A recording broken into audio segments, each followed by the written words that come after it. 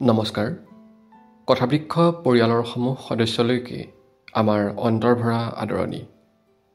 আজি আমাৰ সকলোৰে প্ৰিয় ডক্টৰ ভৱেন্দ্ৰনাথ শইকীয়া ছাৰৰ উপজা দিন।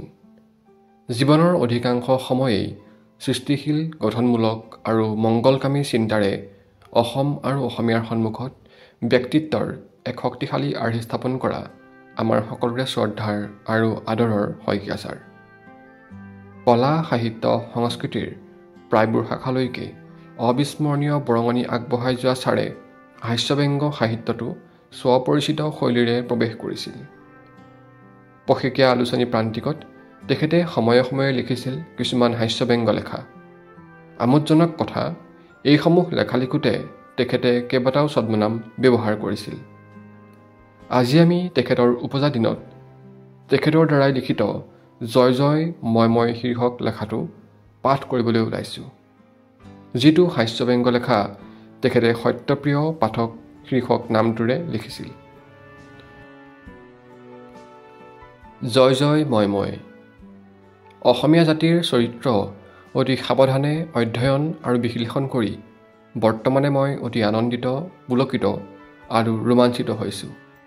কেৱল নাই নাই একো নাই ভাৱেৰে জৰ্জৰিত জাতিটোৱে পৰাধীনতাৰ শৃংখল ছিঙি হতাশাৰ কলীয়া ডাৱৰ ফালি নতুন সূৰ্যৰ মুখামুখি হোৱাৰ দিনৰে পৰা অদ্যাৱধি বুদ্ধিমত্তা, চিন্তাৰ পৰিপক্কতা আৰু কৰ্মনৈপুণ্যৰ জৰিয়তে উন্নতিৰ সোপানত যিদৰে আৰোহণ কৰিবলৈ লৈছে তালৈ চাই আজিৰ পৰা 100 বছৰৰ পিছত জাতিটোৰ শক্তিসূৰ্য কিমান উজ্জ্বল হ'ব তাৰ এটা পৰিষ্কাৰ ধাৰণা কৰিব পাৰিছোঁ।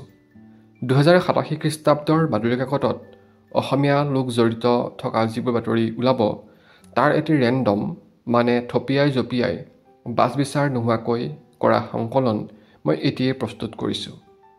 তাৰ কেইটামান নমুনা হিচাপে ইয়াত প্ৰকাশ কৰিছোঁ। 100 বছৰৰ পিছত উত্তৰ পুৰুষে মিলাই চাব বুলি আশা কৰিলোঁ। বাতৰিৰ নমুনা কেইটা। আমষ্টাৰডাম 14 জানুৱাৰী। বিশ্ব খাদ্য সংস্থাৰ সভাপতি শ্ৰী নোমল বৰুৱাই আজি ইয়াত বিশ্বব্ৰহ্মাণ্ড ভ্ৰমণকাৰীসকলৰ বাবে প্ৰয়োজনীয় খাদ্যৰ মাইক্ৰ টেবলেটৰ কাৰখানাটো নিজে উদ্বোধন কৰিবলৈ অস্বীকাৰ কৰে। তেখেতে 71 নম্বৰ পিয়ে ৰবটটোক এই কাম কৰিবলৈ দি জোহান্সবাৰ্গলৈ যাত্ৰা কৰে। লিপিং 24 ফেব্ৰুৱাৰী। ভাৰতৰ সেনাবাহিনীৰ সৰ্বাধিনায়ক জেনেৰেল ৰাজেন বৰঠাকুৰে হোৱাংহো নদীৰ দক্ষিণ পাৰে থকা অসমৰ সীমান্ত খুঁটিবোৰ পৰিদৰ্শন কৰে। Mexico 31 March. ভাৰত আৰু ব্ৰাজিলৰ মাজত অনুষ্ঠিত বিশ্বকাপ ফুটবল প্ৰতিযোগিতাৰ ফাইনেল খেলত ভাৰতৰ হৈ বিজয়সূচক 3টা গ'ল দিয়ে ষ্ট্ৰাইকাৰ গজেন গগৈয়ে। খেলৰ শেষত 5 মিনিটৰ ভিতৰতে ইটালীৰ গেলিলাই জুভেন্টাছ ক্লাবৰ হৈ খেলিবলৈ গগৈয়ে $170 বিলিয়ন কণ্ট্ৰেক্ট চহী কৰে। সবিশেষ 48 পৃষ্ঠাত। Spaceship Uranus centre, Margherita 14 April. Uranus গ্ৰহত অৱতৰণ কৰিবলৈ লোৱাৰ 11 ছেকেণ্ড আগতে স্পেচশ্বিপ ইউৰেনাছৰ কমাণ্ডাৰ জিতেন্দ্ৰনাথ কাকতিয়ে বহাগ বিহুৰ সম্ভাষণবাণী প্ৰেৰণ কৰে।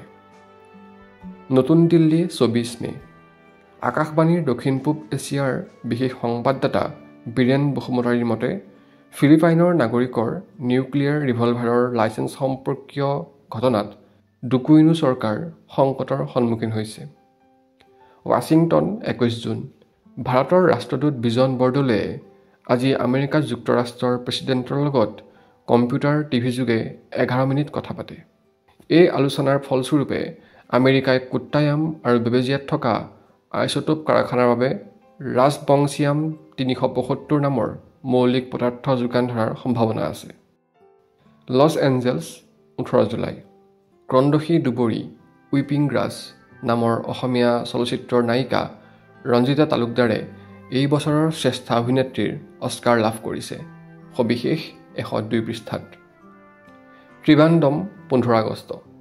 ভাৰতৰ গৃহমন্ত্ৰী ৰোচেনাৰা শইকীয়াই আজি ইয়াত পানচৈ নামৰ আণৱিক শক্তিচালিত জাহাজ এখন গুৱাটেমালাক দান কৰে। পেৰিছ 30 ছেপ্টেম্বৰ। মহাকাশত ভ্ৰমণৰত প্ৰায় 12,100 মহাকাশযানৰ কক্ষপথ নিয়ন্ত্ৰণ কৰিবলৈ বিশ্ববিশ্ৰুত বিজ্ঞানী প্ৰমোদ পাটৰে আগবঢ়োৱা ইণ্টিগ্ৰেটেড ৰিলেটিভিষ্টিক ব্ৰাউনিয়ান সূত্ৰটো আন্তঃৰাষ্ট্ৰীয় বিজ্ঞানী সংস্থাই সৰ্বোত্তম বুলি ঘোষণা কৰিছে। ঢাকা 8 অক্টোবৰ। পৃথিৱীৰ সৰ্ববৃহৎ নদী প্ৰকল্প Bangla Brahmaputra irrigation electrification navigation প্ৰজেক্টটো মেছাৰ্ছ বৰদলৈ হিটাচী বিল্ডাৰ্ছে নিৰ্ধাৰিত সময়ৰ আগতে সম্পূৰ্ণ কৰি আন্তঃৰাষ্ট্ৰীয় বিল্ডাৰ্ছ কনচৰ্টিয়ামৰ ঠাক চাই বঁটা লাভ কৰিছে। তেজপুৰ 20 নৱেম্বৰ। শোণিতপুৰ বিশ্ববিদ্যালয়ৰ জিঅ' মৰ্ফো পেট্ৰকেমিকেল বিভাগৰ 7জন অধ্যাপক মধ্য এছিয়াৰ তেল অঞ্চলৰ 7খন বিশ্ববিদ্যালয়লৈ ভিজিটিং অধ্যাপক হিচাপে নিমন্ত্ৰিত হৈছে। ভেটিকান 24 ডিচেম্বৰ।